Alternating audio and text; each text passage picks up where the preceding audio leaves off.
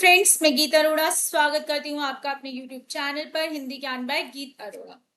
आज लेकर आई हूँ मोस्ट अवेटेड वीडियो या यूं कह सकते हैं YouTube के इतिहास में पहले वीडियो, जिसमें आपके लिए मैं लेकर आई हूँ detail analysis of PGT Hindi exam 2018 और 2021 के सभी पेपर्स का detailed analysis, 100% accurate analysis data जो है आपके सामने एक एक प्रेजेंट करने वाली हूँ।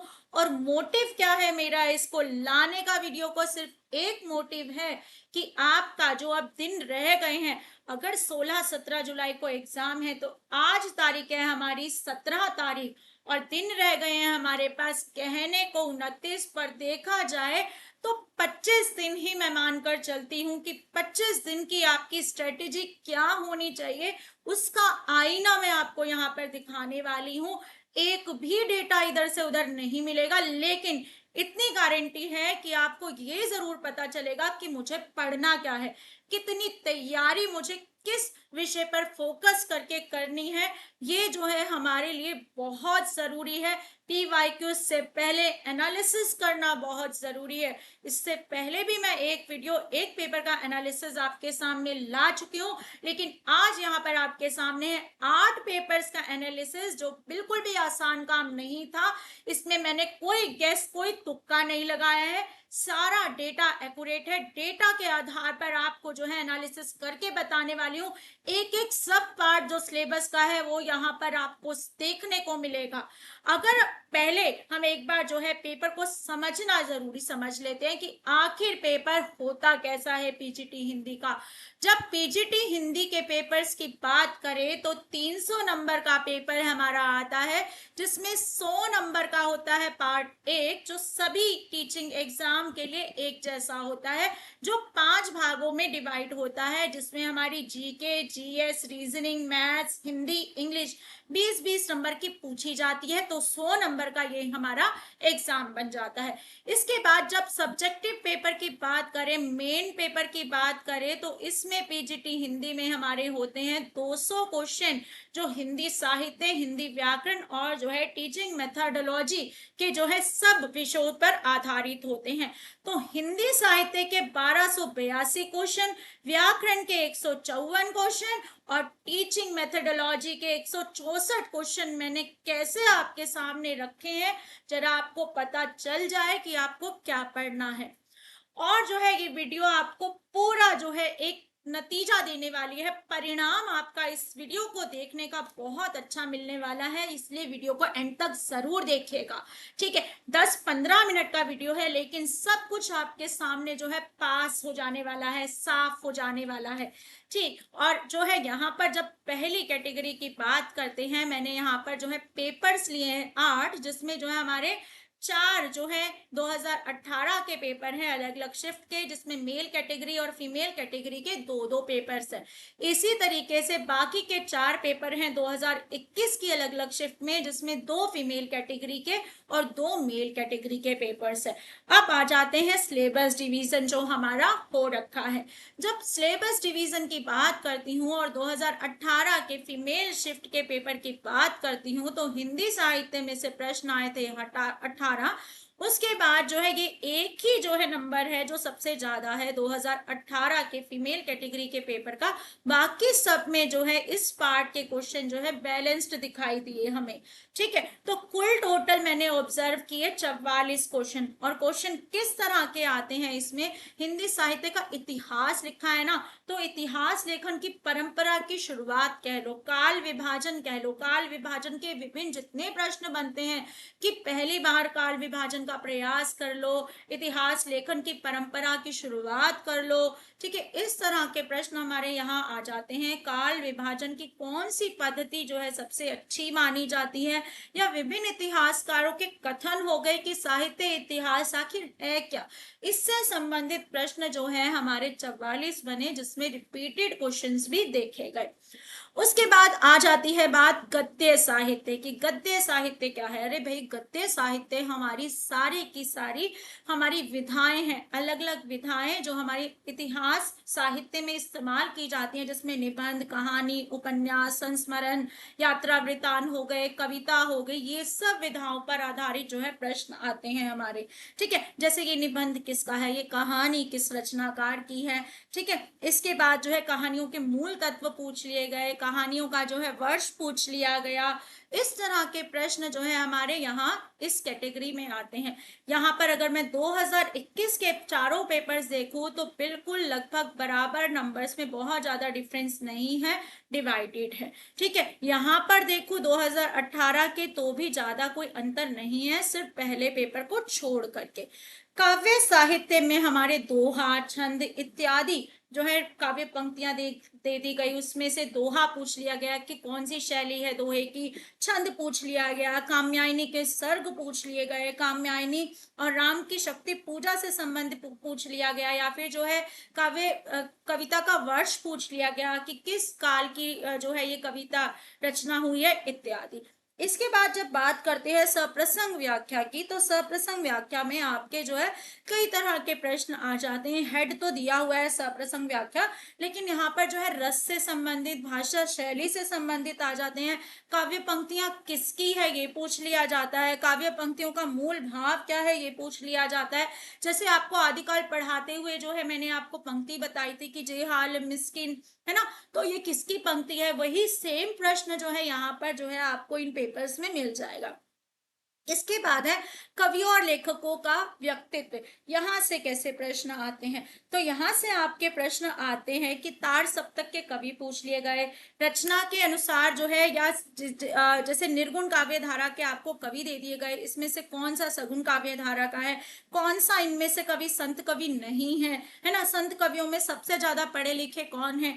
इस तरह के प्रश्न जो है हमारे इस भाग में देखे गए हैं कवियों और लेखकों का व्यक्तित्व में। व्याकरण में हमारे कैसे प्रश्न आते हैं, व्याकरण में हमारे प्रश्न आते हैं पर्यायवाची, विलोम, उपसर्ग, प्रत्यय, इस तरह के प्रश्न जो है हमारे यहाँ पर आते हैं। ठीक है, और इसमें अनेकार्थक शब्द भी जो है आ जाते हैं। पद विचार में पद, विभिन्न तरह के पद, जैसे संज्ञा, सर्वनाम, विशेषण, क्रिया विशेषण पद पूछ लिया जाता है कि कौन सा पद क्रिया विशेषण है, कौन सा पद संज्ञा है, या फिर संज्ञा सर्वनाम के जो है बाकी के भेद पूछ लिए जाते हैं। जैसे आपसे समूहवाचक संज्ञा का पूछ लिया गया पीतल कैसी संज्ञा है ना, सर्वनाम में पुरुषवाचक सर्वनाम पूछ लिया गया, इसी तरह अव्यय पूछ लिए गए आपसे। तो इस तरह के प्रश्न जो है हमारे पद विचार के अंतर्गत आते हैं। वाक्य विचार में क्या आता है, वाक्य विचार में हमारा वाच्य आ जाता है, और इसके साथ साथ जो है हमारे प्रश्न आ जाते हैं वाक्य के विभिन्न भेद, अर्थ के आधार पर और रचना के आधार पर। आप यहाँ देख सकते हैं एक दो टॉपिक करने से आपको कितना जो है यहाँ पर बेनिफिट मिलने वाला है, अगर आप वाक्य विचार वाले टॉपिक को बहुत अच्छे से करते हैं। संधि जैसा टॉपिक, संधि देख लो, आपका एक टॉपिक आपको पढ़ना है, संधि के विभिन्न भेद हो गए आपके, स्वर संधि, विसर्ग और व्यंजन संधि।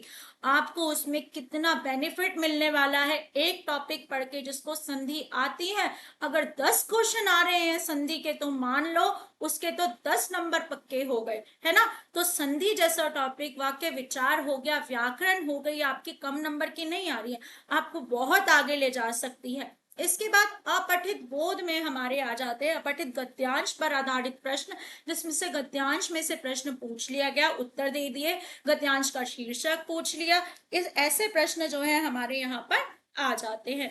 उसके बाद समसामयिक और साहित्यिक विषय में जो है पुरस्कार पूछ लिए जाते हैं आपसे, रिसेंट रचना पूछ ली जाती है कौन सी, अभी जो है समय में, इसी समय में कौन सा पुरस्कार दिया गया आपसे पूछ लिया जाता है।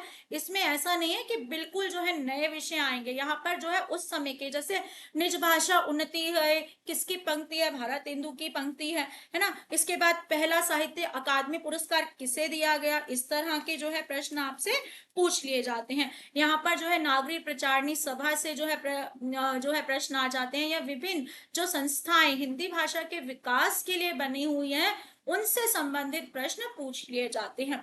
जब हम 12वें भाग को देखते हैं तो यहाँ पर भी जो है हमारे समसामयिक और साहित्यिक विषयों की जब बात करते हैं तो अच्छा खासा नंबर जो है हमारा दिया गया है। बिल्कुल बैलेंस्ड पेपर बनाया हुआ है डीएसएसबी ने।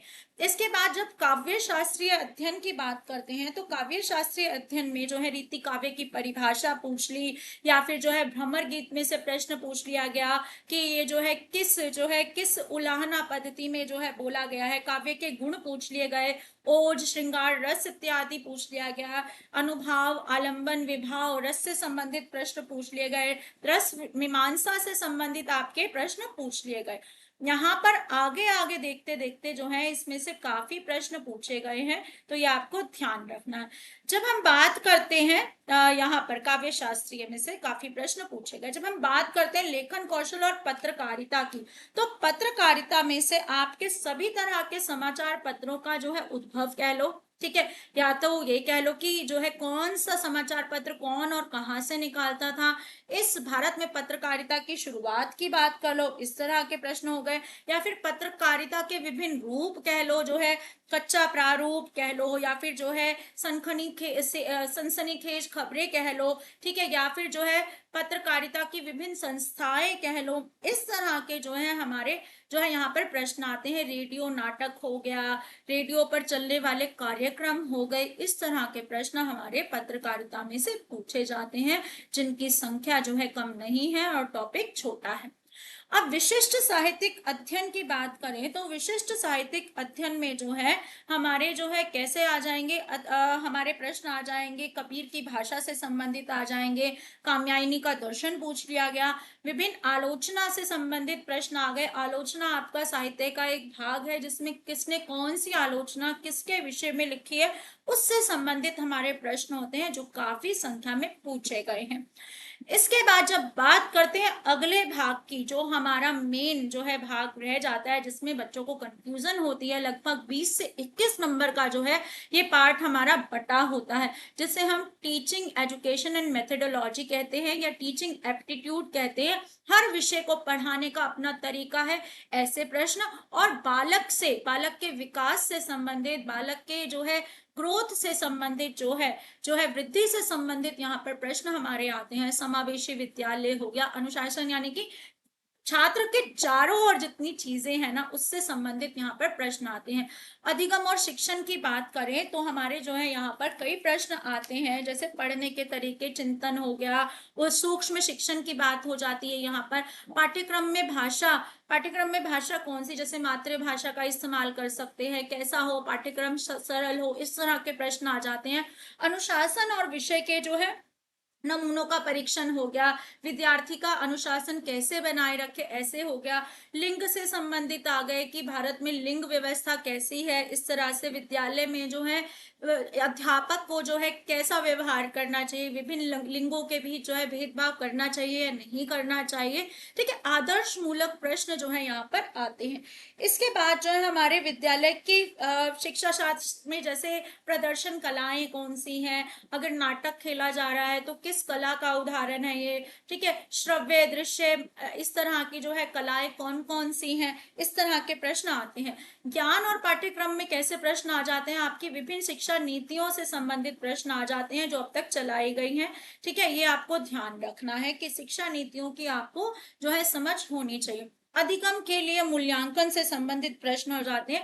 यहाँ पर जो है आपको एक तो पेपर्स में मैंने माध्य निकालना भी देखा कि माध्य पूछा गया है कि डेटा दे दिया गया, माध्य निकालो, ठीक है। इसमें औपचारिक और नैदानिक जो है आपके जो है परीक्षा की वो पूछ लिया गया कि नैदानिक मूल्यांकन कैसे होता है, प्रवेश परीक्षा क्यों ली जाती है, इत्यादि, ठीक है। शिक्षा में नाटक और कला पूछ लिया, क्या योगदान है, ठीक। इसके बाद सामान्य ज्ञान में जैसे आ जाएगा स्कीमा क्या है, या फिर फुल फॉर्म्स आपसे पूछ ली गई। फुल फॉर्म जो एजुकेशनल इंस्टीट्यूट है उनकी पूछी जाती है, जैसे यूजीसी की फुल फॉर्म पूछ ली, एनआईओएस की फुल फॉर्म पूछ ली आपसे, स्प्रेडशीट का क्या यूज कर सकते हो आप विद्यालय में, इस तरह के प्रश्न हमारे यहाँ पर पूछे जाते हैं। तो ये आपका कंप्लीट एनालिसिस है, जिसमें आपके अधिगम और शिक्षम के प्रश्न जो हैं बहुत अच्छी संख्या में दिए गए हैं। यहाँ पर अधिगम के लिए मूल्यांकन की जो है संख्या हर साल देखें तो बहुत कम नहीं है। फिर उसके बाद कलाओं से संबंधित प्रश्न बहुत सारे, सामान्य ज्ञान के प्रश्न जो है आपको फुल फॉर्म्स वगैरह, और जो करंट में जो आपको चीजें होनी चाहिए एज ए टीचर, आपको इतना बेसिक जो कंप्यूटर का कह लो, जो है समसामयिक विषय का कह लो, वो आपका होना चाहिए। यानी कि 3 से 4 नंबर का पेपर जो है अध्यापक की जो है एकदम फ्लुएंसी या जो वर्तमान समय में क्या योग्यता है उससे संबंधित देखा जाता है। आप देखेंगे आजकल कोई भी टीचिंग के लिए आपको अपॉइंट करता है तो आपकी जो कंप्यूटर लिटरेसी या फिर और किस चीज में आप अच्छे हैं वो पूछता ही है। तो आप लगा सकते हैं सामान्य ज्ञान में हमारे इस तरह के कोई भी प्रश्न आ सकते हैं। अब बात करते हैं कि हमने जो है अंडरस्टैंडिंग कर ली कि क्या पढ़ें, किससे पहले करें।